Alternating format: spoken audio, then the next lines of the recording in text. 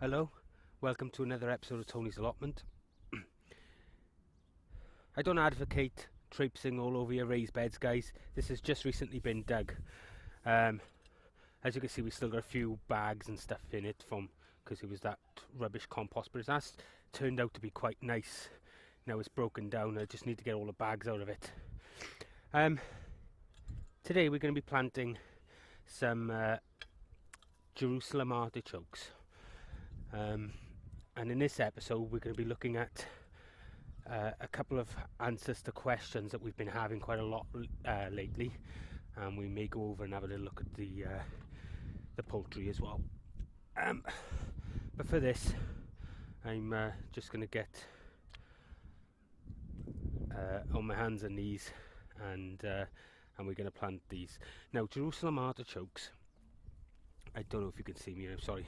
What we've done, we've got a cane here. It's a sweeping brush handle, okay, and we've marked out 1 foot intervals on it just to make our life a little easier, okay. And what we're going to do, we're going to start about here. Now, Jerusalem Artichokes, they grow really high, okay, and this is quite an open area here, and the wind is probably going to hit them about a bit. But where the camera is on that side of the bed, there's going to be a netted brassica cage, which will take a bit of the oomph out of the wind. So this is why they're going in this bed. The other thing as well is we can actually stake them if we need to. Okay. Now, with Jerusalem Artichokes, the idea behind them is that you plant them now, and then once the frost has killed off a lot of the foliage and stuff, we cut them down, and you can leave them in the ground all winter, and you just harvest them as and when you need them, and you can keep some back to plant next year, okay. And you can be harvesting these all the way up to March of next year. So as the potatoes are running out and things like that, you've got these. Now, they taste absolutely stunning in you know, when they're roasted and things like that, and that's basically what it is, okay. And the thing with Jerusalem Artichokes, guys, is they can become like a permanent crop, because you know, you can just leave them in the ground and they will just keep multiplying. So once you've got an area with them in, they'll just keep growing. Obviously, if you want to dig them all out, you can do, but you don't have to. You can just leave them there, and then next year they'll regrow, okay. So what we're going to do, we're going to plant them quite deep. These have got little chits on them, so pretty much treat them like a potato. They've got chits on them, and all I'm going to do, guys, I'm just going to use my hand and dig a nice deep hole, and I'm going to sit them down in that hole. Now, I've gone down quite deep. I do want to add some blood, fish and bone to these, so if you bear with me 1 second while I just grab that. While I'm walking up here, I'll tell you about a few things. We've had loads of people asking, you know, on our Facebook groups and some of the other Facebook groups about why our rent is so cheap, and they're like, you know, and some people are paying, you know, £120 for a single plot, and we've got 3 full-size growing plots here, and again the same for the chickens and ducks, and we pay a massive £42.50 a year for the lot. And they were like, well, how can you, you know, how are you getting all this land free? So what we're going to do in a moment, after I've shown you this, we're going to actually have a little walk around the site, okay. Now, this site is oh, I'll tell you about that in a moment. Let's get back to this and then we'll talk about that. So just a little handful of blood, fish and bone mixed into the soil. I'm not going to enrich it because this was really well manured last year, and it's been really well dug now. So just a little bit of blood, fish and bone in it just for feed, and then obviously plant the chit up and just fill it over and leave it. So that's what we're going to do now. By the side of that here, we'll put another one in. These need to be planted 30 centimeters apart and about 1.5 meters between rows, guys, okay. So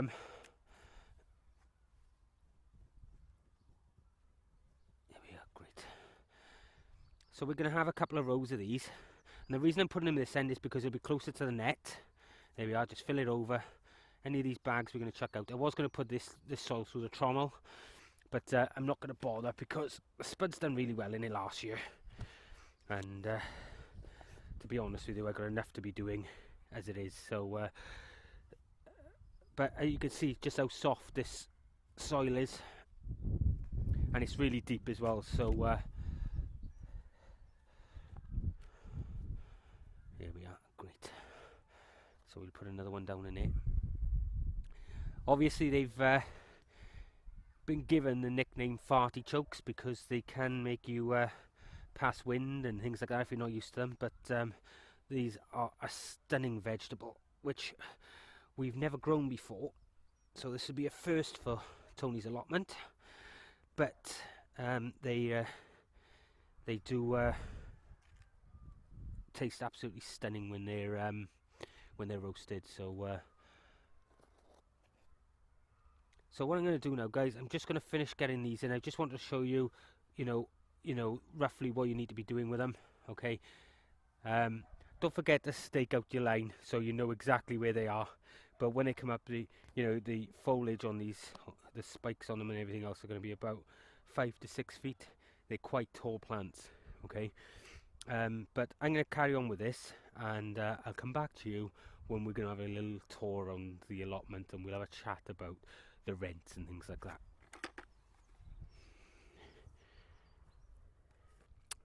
As I said earlier on, I'm going to take it for a little walk around. Okay.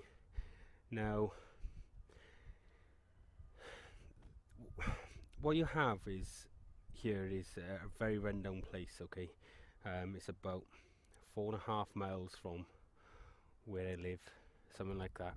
Now I have an allotment right opposite my house, but because of the area you just can't get the land there. You get a quarter of a plot and it costs a fortune. I was able to get some land up here, mainly because the allotment was just a mess.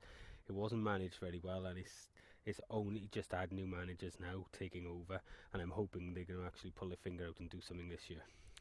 But I'm going to show you what we have to contend with. Now, earlier on in the year, I think it was January time, actually, it was between Christmas and New Year, Sean from the Hort channel came up just to have a look around. We didn't do any filming for the simple reason being everything looked bleak and what have you, and this quite took him aback, to be honest with you. You could see it in his face about the mess and things like that, but I'm going to show you what's what, and we'll talk as we go. So I'm going to turn you around, guys. Excuse me spinning you here. Okay, so outside, as you can see, there's been a sofa dumped there. Okay, and these back onto people's gardens here. Okay, this is one of the lanes. So there's a sofa dumped there, and as you can see, there's rubbish everywhere. Now I've been onto the committee about getting skips to sort this place out. All the fencing here is all damaged. As you can see, it's just been wired together and what have you, so it doesn't really keep people out, and that doesn't help with the issues that you have on allotments. As you can see then, there's all sorts of rubbish. This is the main entrance here, dumped right on the very main entrance. There's bins and rusted bins out and all sorts. None of this is trimmed back, so it does look a little bit of a mess. And then along here you've got all bins full of rubbish and what have you. There's a communal garage thing there which houses an old rotavator inside and what have you. As you can see, the roof has fallen through, the door is down, none of that's been sorted. This blue shed here, it was supposed to be a communal tea shed, and there's all sorts of arguments over that at the moment. Guys, I'm really sorry if you can't hear me, but it's really windy up here today. It's been tipping down and all sorts. That was the table chairs that people used to eat and drink on. But as you can see, there was a load of hardcore dumped here. It's now got grass growing in it because originally they were going to do the roads with it. Because as you can see here, the road is just potholes and mud, plastics and bags and all sorts. I'm giving you this behind the scenes because people don't seem to realise why I got so much land so cheap, and I want you to understand that, you know, I work hard on the plot to get it looking like it was, and we'll talk about that as we, you know, as and when we get there. So as you can see now, there's other people's plots here with stuff all over them, and excuse me bumping you around, I'm trying to keep it as steady as possible. There's plastics and stuff, that's fine, you know, if people put things down. There's only one plot actually vacant up here, believe it or not. Okay, and I'll come to that now in a moment, which is this plot here with the blue and white shed thing on. So this is what the next person's actually going to be taking over, would be this plot here. Okay, what annoys me about these sort of plots is the fact that they never cut down, they're not covered, so they just seed everybody else. But as you can see, there's just rubbish everywhere. You know, in the path here, there's an old carpet where people have just been driving over it. There's beer cans. You know, it's just a mess here. And I collect stuff all the time to try and keep it clean. But you fight a losing battle. And I spoke to the secretary this morning about it actually. So I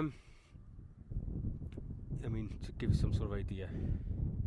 Other plots here, guys. You know, this one hasn't been grown on for that long that it's even got those bog plants growing out of it. Again, the road, look at it, it's just pothole after pothole. Other people have had pelly mix up here, and it's been there that long. Look, it's just got everything growing out of it, and that's still in bags. Down here, look, people have just let bags float about and what have you. There's no running water. Okay, so basically what you see is what you get. You get a ground and that is it. And even that ground isn't great, guys. On my plot, for example, what they used to do here, look, another big pothole there with a bag. What they used to do here was there's another plot there.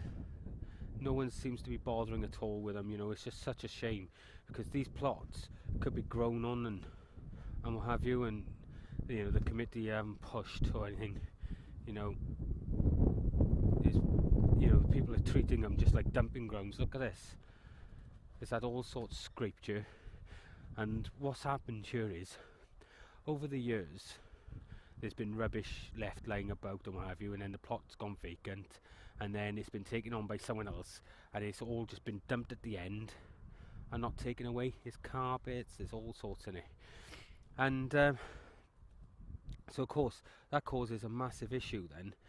And what they had a habit of doing was digging a big hole and burying everything, and we're talking everything, anything that was thrown over the fence from the neighbours, as you know from other plots. You know, we're coming up to my plot here. Give you some sort of example, guys. I've still got a lot of work to do, you know, sort of this area, but the rest of it's all nice and tidy. You know, it's pretty much dug over. I got a little bit to finish the path up there, but Tina lost her bet, so she'll be down here helping me dig these and getting this area sorted for our brassicas.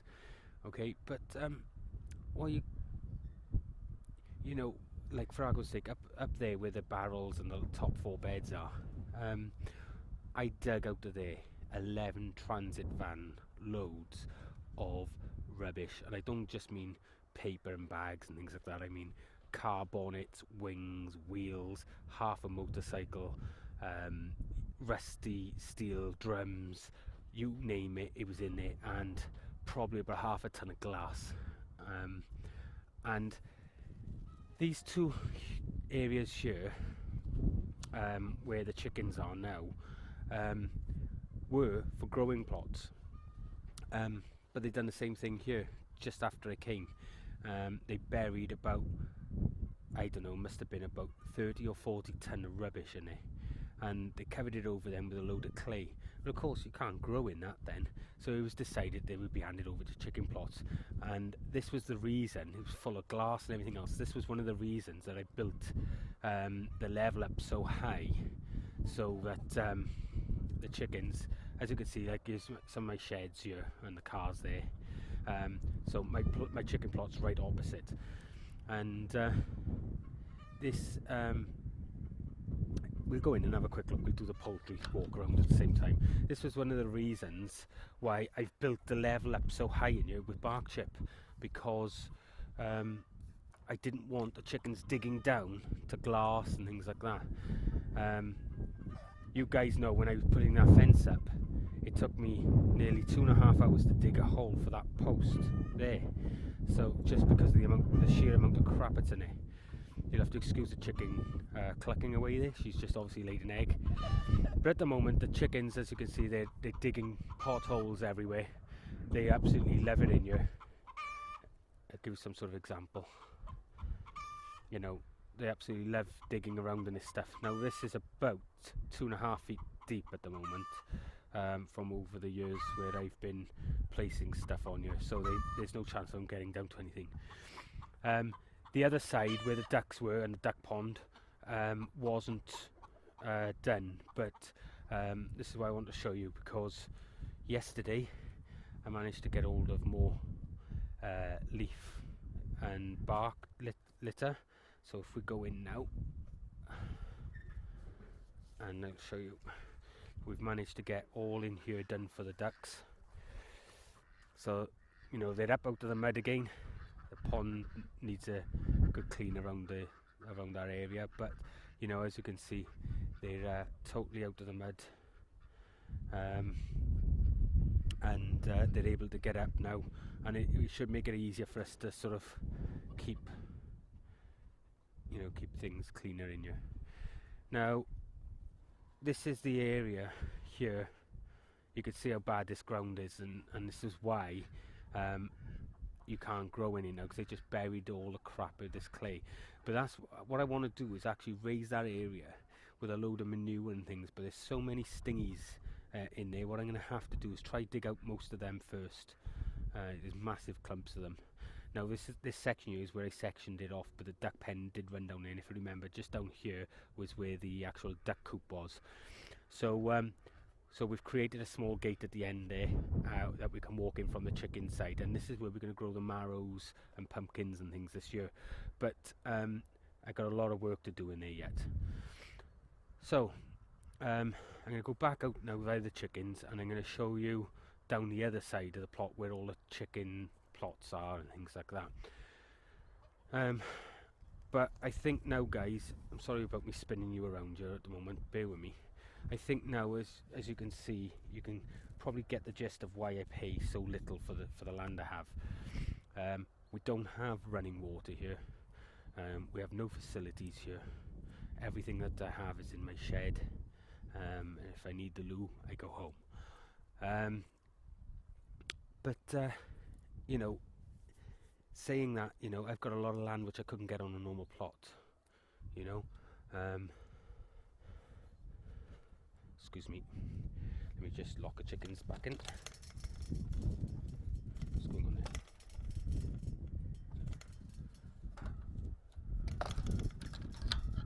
There we go, right. So I got a lot of land that, you know, that I wouldn't get elsewhere. But as you can see, look at it. This, incidentally, was what was over there before Lynn and Phil took this plot on, and it was a massive mound, and it ended up getting burnt one bonfire night about 3 years ago, and this was what was left out of it, and it just got all dragged all over here. Again, it's still here, and that was about 3.5 years ago. But as you can see, you know, there's plastic bottles, there's beer cans, there's stuff here that shouldn't be here.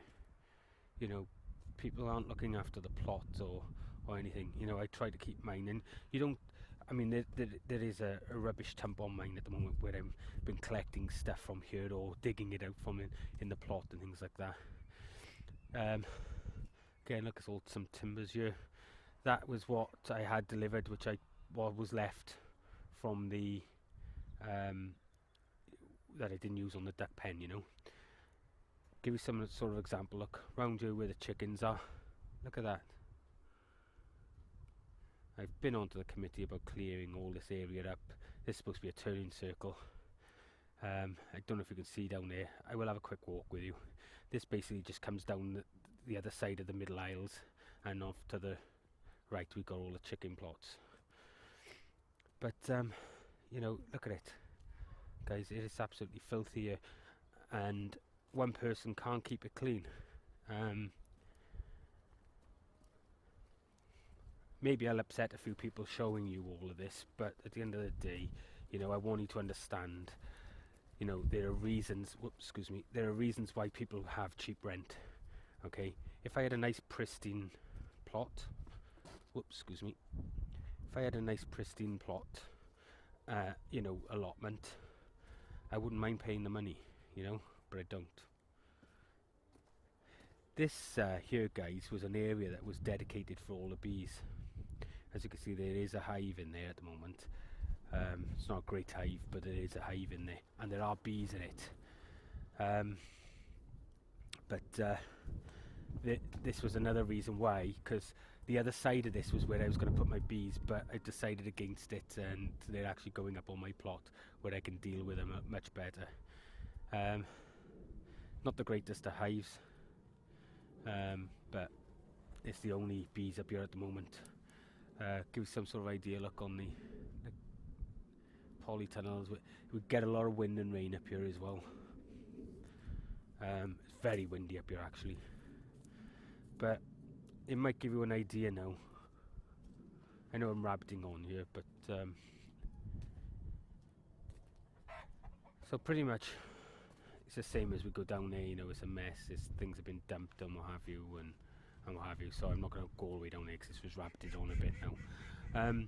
But you know, as you can appreciate, you know, you get what you pay for, guys. All right, and I wouldn't pay a lot of money for something like this, where you know, where I'm just not getting the quality that I want. You know, if I was paying the £100 for a plot, I'd be expecting running water, I'd be expecting skips. I wouldn't be expecting, you know, people to be reseeding my plot with, you know, with other plots that are not covered or kept down tidy, or grass mown or anything like that. There's been no rules here as far as a lot of people have gone until recently. Like I said, the new management have taken over and they've got rid of two of the troublemakers, but they need to get a handle on the rest of this.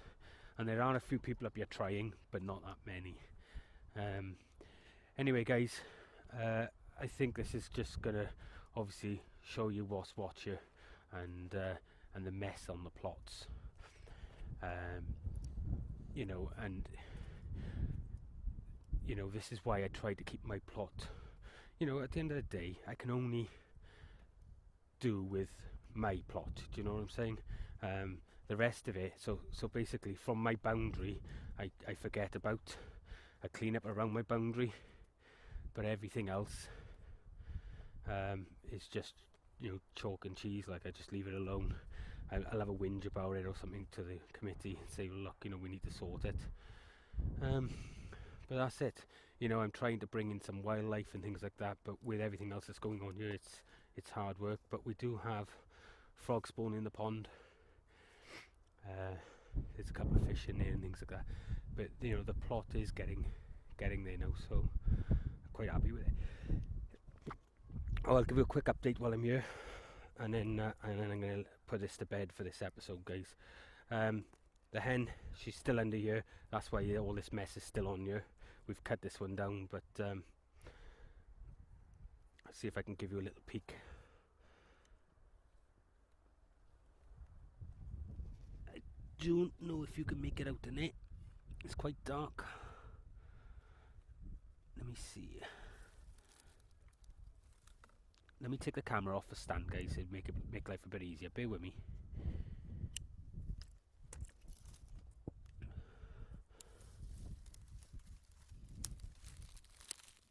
There she is, look. So she's still sat on them eggs. So hopefully they'll hatch out soon. They should be due any day now, to be honest with you. She's been, you know, been sitting really well. Anyway guys, I hope you enjoyed this episode, and I will see you in the next one. Bye now.